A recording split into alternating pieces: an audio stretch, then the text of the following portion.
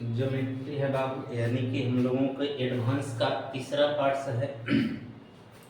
यानी अलजबरा आपने देखा, उसमें एक दो टाइप बचा हुआ है जो आपको क्वेश्चन के साथ कर दिया जाएगा। यहाँ पर आप देखोगे आपको आ गया ज्योमेट्री यानी सर्कल। तो आप देखोगे यानी पहला ट्रिगो देखा, दूसरा अलजबरा देखा, दो तीन टाइपें हैं उसमें जो क्वेश्चन के साथ ही कर दिया जाएगा।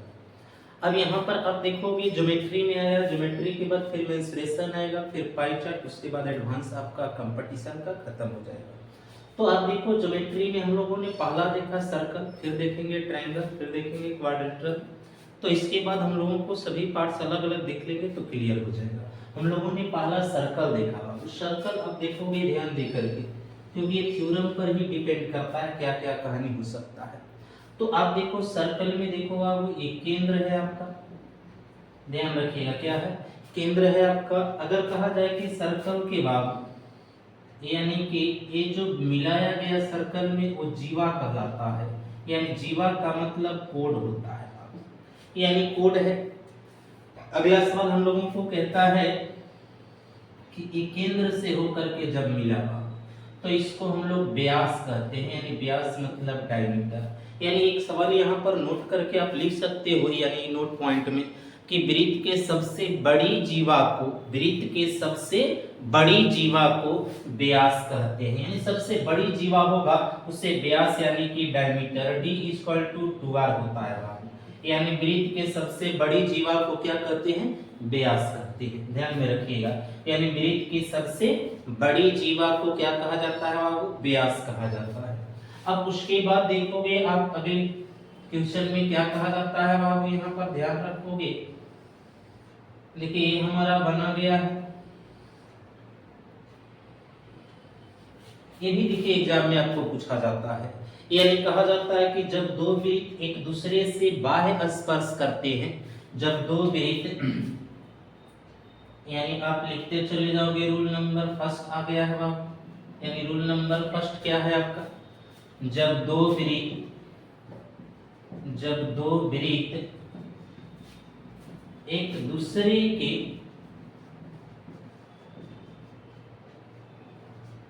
बाह्य स्पर्श करते हैं तो दो उभयनिष्ठ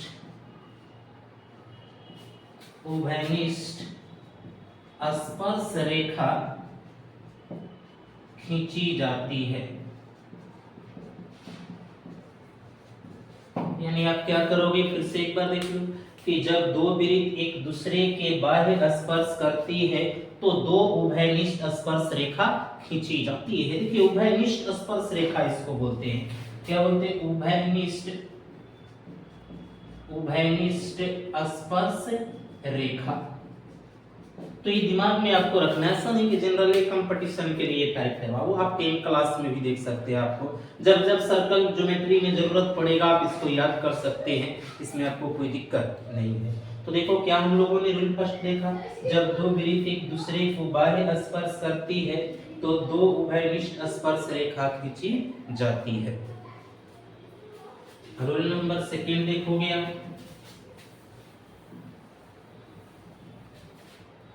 रूल नंबर आप सेकंड देख लो क्या है।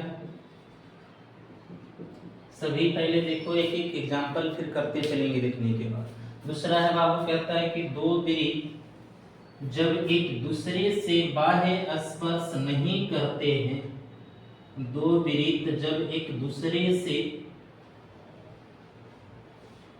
दो वृत्त जब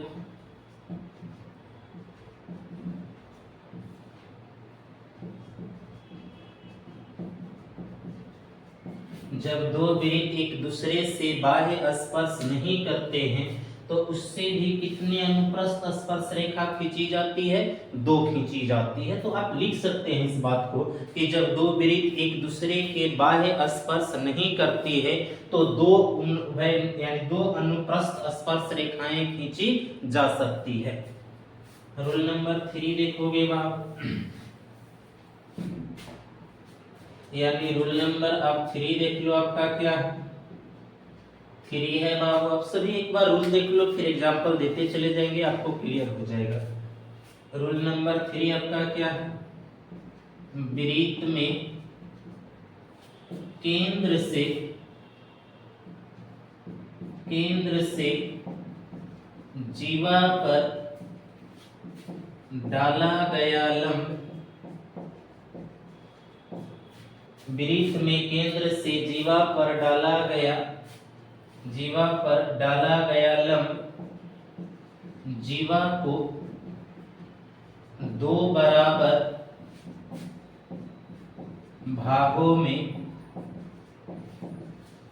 बांटती है। ये आपको दिमाग में होनी चाहिए। यानी कहा गया क्या, वृत्त में केंद्र से जीवा पर डाला गया लंब जीवा को दो बराबर भागों में बांटती है। अब फिगर से देखो एकदम सभी पर के, जब थ्योरी याद हो जाएगा आप आराम से इसको फिर बना सकते हो। तो यही देखिए हमारा था कि केंद्र से जीवा पर डाला गया लंब, केंद्र से जीवा पर डाला गया लंब जीवा को दो बराबर भागों में बांटता है। AM इक्वल टू MB हो जाएगा। यानी AM इक्वल टू क्या हो जाएगा, MB हो जाएगा। यानी कि फिर से एक बार देखो, वृत्त में केंद्र से जीवा पर डाला गया लंब यानी जीवा को दो बराबर भागों में बांटती है। ये देखिए आपको क्वेश्चन में जब पूछेगा तो ये लंब की लंबाई होता है बाबू, और इसको अगर आप मिला दोगे तो ये आपका त्रिज्या हो जाता है, ध्यान रखिएगा। यानी रेडियस हो जाता है। ये लंब की लंबाई है, लंब की लंबाई, ध्यान रखिएगा। ये तो आपका पता ही है बाबू क्या है, ये आपको जीवा है यानी कि कोड है। तो ये दिमाग में रखोगे कि केंद्र से जीवा पर डाला गया लंब जीवा को दो बराबर भागों में बांटती है। रूल पूरे आप देख लोगे, आपको कोई दिक्कत नहीं होगा। रूल नंबर 4 देखो क्या है आपका, यानी रूल नंबर 4 देखिए, रूल नंबर 4 क्या कह रहा है, ध्यान देकर के देखिएगा। रूल नंबर 4 है आपको बाबू, वृत्त में व्यास द्वारा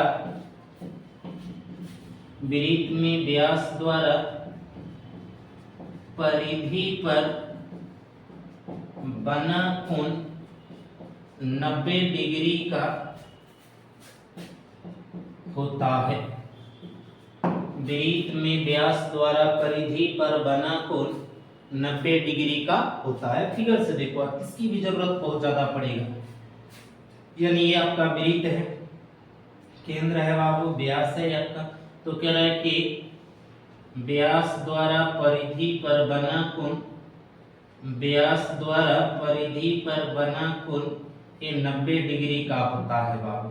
यानी ABC या सेंटर आपका वो है, तो क्या बना बाबू, कोण ACB इक्वल टू 90 डिग्री। तो आपको ये ध्यान में रखना है कि वृत्त में व्यास द्वारा परिधि पर बना कोण, किधर भी बना सकता था आपने, नीचे भी बना सकते हो, इधर लोगे व्यास ऐसे लोगे तो इधर बनोगे, व्यास ऐसे लोगे तो इधर बनाओगे।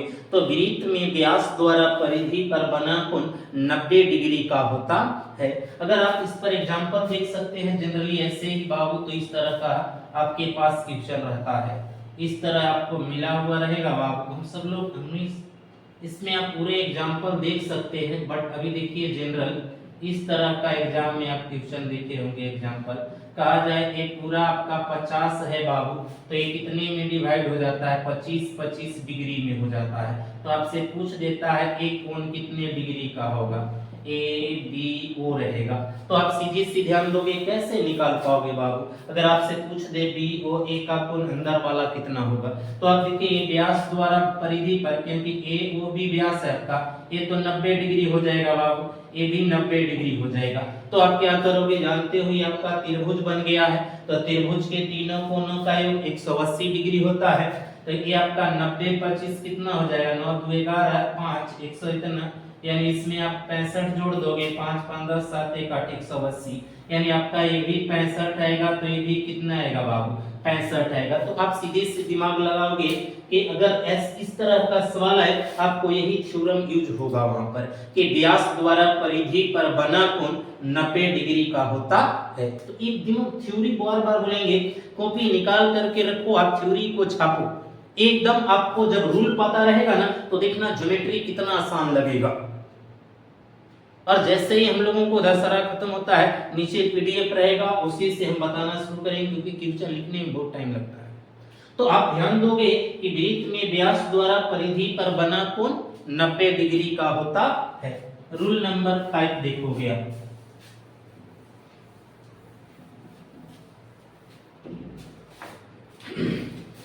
रूल नंबर 5 देख लो, यानी रूल नंबर 5 क्या है?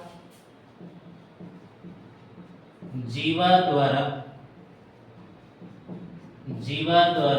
केंद्र पर बना कोण, जीवा द्वारा केंद्र पर बना कोण परिधि पर के कोण का दुगना होता है।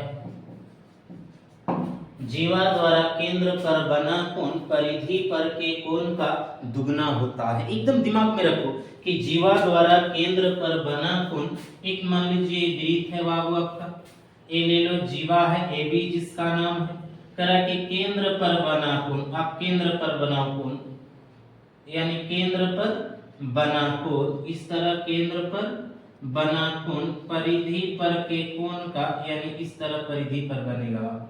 ये केंद्र पर बना कोण 2x हो जाएगा, ये आपका परिधि पर बना कोण इसकी आधा हो जाता है। अगर किसी के मन में चल रहा होगा अरे 90 डिग्री होता है, नहीं बाबू, अगर व्यास द्वारा परिधि पर बना कोण होगा तब वो आपका 90 डिग्री का होगा। तो देखिए जीवा द्वारा केंद्र पर बना कोण, ये केंद्र पर का कोण है बाबू, ये परिधि पर का कोण है। तो जीवा द्वारा केंद्र पर बना कोण परिधि पर के कोण का क्या गुना होता है? ये दुगुना होगा तो ये क्या होगा? आधा होगा। तो थ्योरी 5 भी आपके लिए बहुत आगे चल करके मायने रखेगा बाबू। यानी कि देख लो इस पर एग्जांपल कैसे दे सकता है ट्यूशन फिगर से थ्रू। तो आप देखो ये आपका क्या है बाबू, यानी कि जीवा है, जीवा द्वारा केंद्र पर बना कोण है बाबू, यहाँ पर बना कोण इसी जीवा द्वारा परिधि पर इस तरह बना कोण रहेगा। तो देखिएगा अगर मान लीजिए 60 दिया है बाबू, यानी एक कोण आपका 60 दिया है, तो पूछेगा कि केंद्र पर बना कोण कितना होगा। अगर इस तरह तो सीधे आपको याद रखना है ये 60 है तो ये 120 हो जाएगा। यानी कहने का अर्थ क्या है कि जीवा द्वारा केंद्र पर बना कोण परिधि पर के कोण का दुगना होता है। तो आप ध्यान देना कि थ्योरम नंबर 5 जो आपका है या रूल नंबर 5 है बाबू, वो भी एक बहुत ही इंपॉर्टेंट कड़ी है। तो ये दिमाग में रखोगे, बार बार लिखना एकदम प्रयास कीजिएगा, एकदम नोट बना के रखो कॉपी में, आपको कोई दिक्कत एडवांस में नहीं होगा जनरल कंपटीशन का। देखिए रूल नंबर 5 देखोगे बाबू आप, रूल नंबर 5 देख लो, सॉरी 6 5 था आपका, रूल नंबर 6 देख लीजिए। इसमें क्या है तो देखिए इसमें आपको यानी बाबू फिगर से ज्यादा, यानी ये बता देते हैं, फिगर से ज्यादा इसमें जरूरत पड़ेगी। मान लीजिए एक वृत्त है तो कहा जाता है इसमें एक टेंजेंट लाइन यानी कि स्पर्श रेखा, स्पर्श रेखा यानी कि टेंजेंट लाइन, स्पर्श रेखा होता क्या है बाबू? तो देखो इसी पर कहानी रहेगा मेरा, यानी टेंजेंट लाइन होगा क्या मेरा? तो देखिए यानी कि इस तरह होता है, इसको हम लोग क्या बोलते हैं? टेंजेंट लाइन यानी स्पर्श रेखा, यानी वृत्त के एक बिंदु को चुमे और फिर बाहर चला जाए यानी टच करे बाबू, उसी को हम लोग क्या बोलते हैं? स्पर्श रेखा। तो यहाँ पर दो कहानी होता है, एक पहला है आप नोट करके लिख सकते हैं कि वृत्त के एक बिंदु से कितनी स्पर्श रेखाएं खींची जाती है। तो एक बिंदु बोलेगा तो आप केवल एक बोलोगे कि वृत्त के एक बिंदु से एक ही स्पर्श रेखा खींची जाती है। अगर बोला जाए कि वृत्त से कितनी स्पर्श रेखा खींची जाए तो दूसरा नोट करके आप लिख सकते हैं कि वृत्त के यानी वृत्त से कितनी स्पर्श रेखा, तो वृत्त से अनंत स्पर्श रेखा खींची जाती है। ये दिमाग में रखिएगा, यानी कि एक बिंदु से बोलेगा तो एक ही खींचा जाएगा, अगर वृत्त से केवल बोले तो एक बिंदु टच होनी चाहिए, मतलब कि अनंतो स्पर्श रेखा खींची जाएगा। तो जो रूल नंबर 5 है हम लोगों को बाबू वो एक फिगर में दर्शाएगा, कि वृत्त के बाह्य जब दोनों स्पर्श रेखाएं एक दूसरे से मिलती है, वृत्त के बाहरी जब दोनों स्पर्श रेखाएं एक दूसरे से मिलती है तो उसकी लंबाइयां आपस में बराबर होता है, यानी कि AP इक्वल टू BP, दोनों की लंबाइयां आपस में क्या होगा, बराबर होगा। अगर कहा जाए कि एक वृत्त की लंबाई यानी एक वृत्त में स्पर्श रेखा की लंबाई 15 सेंटीमीटर है तो दूसरे स्पर्श रेखा की लंबाई भी कितना होगा, 15 सेंटीमीटर ही होगा। यानी कहने का अर्थ हुआ कि वृत्त में यानी स्पर्श रेखा किधर से भी खींचो, अगर वृत्त में दो स्पर्श रेखाएं एक दूसरे के बाहर मिलती है तो उसकी लंबाइयां आपस में क्या होता है, समान होता है। तो देखिए हमारा रूल 5 क्या था, स्पर्श रेखा, यानी स्पर्श रेखा है क्या, तो एक बिंदु को चुने और फिर चले जाए बाबू, उसको क्या बोलते हैं, स्पर्श रेखा बोलते हैं। यानी कि नोट पॉइंट दो को क्या क्या था, पहला था कि एक बिंदु से वृत्त के एक बिंदु से एक ही स्पर्श रेखा खींची जाती है। दूसरा क्या है हम लोगों को कि किसी वृत्त से कितनी स्पर्श रेखाएं खींची जा सकती है, तो अनंतो स्पर्श रेखा खींची जा सकता है। दूसरा अगला हम लोगों को क्या था थ्योरम में बाब, कि जब एक वृत्त से दो स्पर्श रेखाएं एक दूसरे के बाह्य मिलती है तो उनकी लंबाइयां आपस में बराबर होता है। रूल नंबर 7 देखोगे,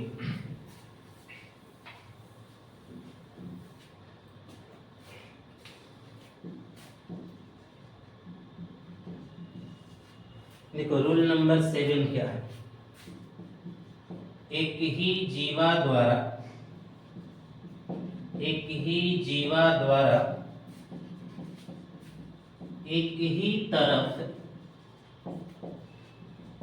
बना दोनों कोण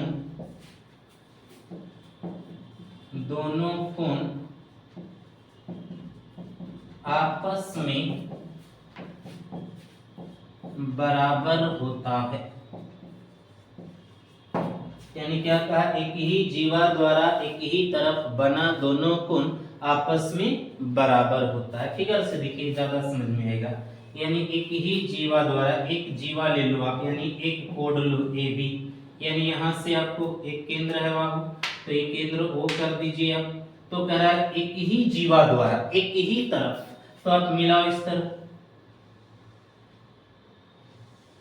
एक ही जीवा द्वारा एक ही तरफ बना दोनों कोण आपस में बराबर होती है। तो एक ही जीवा द्वारा देखिए आपको C और D दोनों बना, यानी AB x है तो AB क्या है, x डिग्री ही होगा। यानी कहने का अर्थ क्या हुआ रूल नंबर 7 में कि अगर एक ही जीवा द्वारा एक ही तरफ बना दोनों कोण आपस में क्या होते हैं, बराबर है। अगर AB 45 है तो AB कितना आएगा, 45 ही होगा।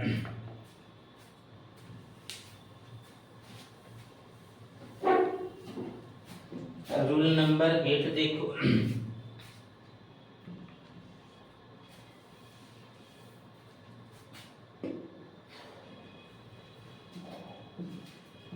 जब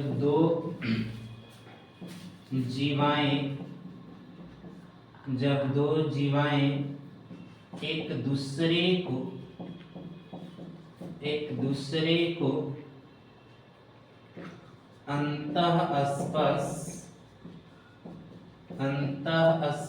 करते हैं तो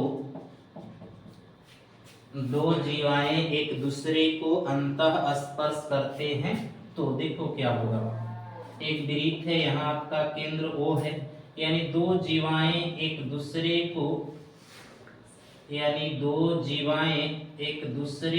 अंतः स्पर्श कर रहे हैं।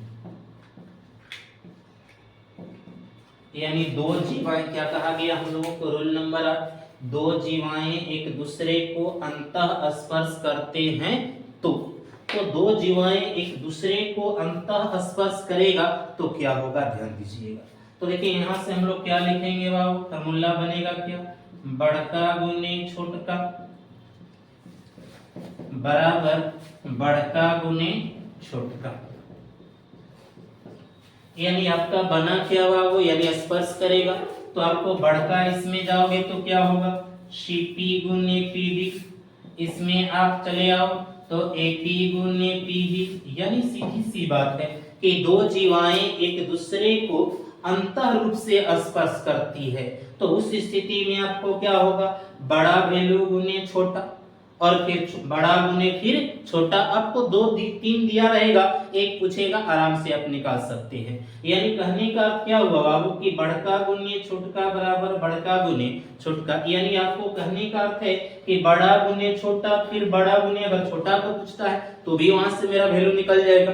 तो ये दिमाग में रखना आपके रूल नंबर 8 में क्या कंडीशन था, क्योंकि सभी क्वेश्चन आगे जब करेंगे तो हम लोगों को सभी ये अप्लाई करना होगा।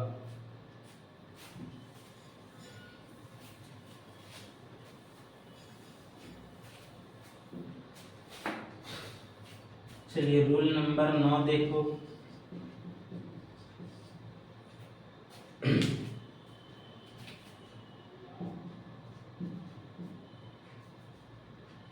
वृत्त में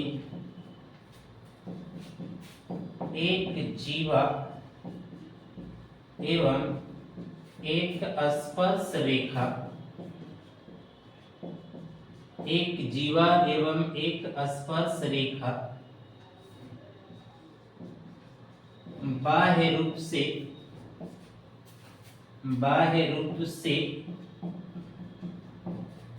एक बिंदु पर मिलती है, तो देखिए बाह्य बिंदु पर यानी मिलना चाहिए दोनों को। तो एक आप ले लो यहां से स्पर्श रेखा इस तरह, आप एक जीवा ले लो इस तरह से।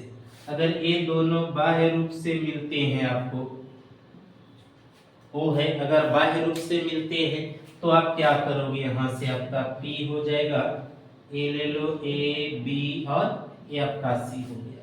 तो देखो बाह्य रूप से मिल रहे हैं, तो जब मिलेंगे तो क्या बनाओगे, इसमें भी वही कहानी आपको रहेगा, यानी बड़का गुने छोटका इक्वल टू टेंजेंट का स्क्वायर, यानी कि स्पर्श रेखा का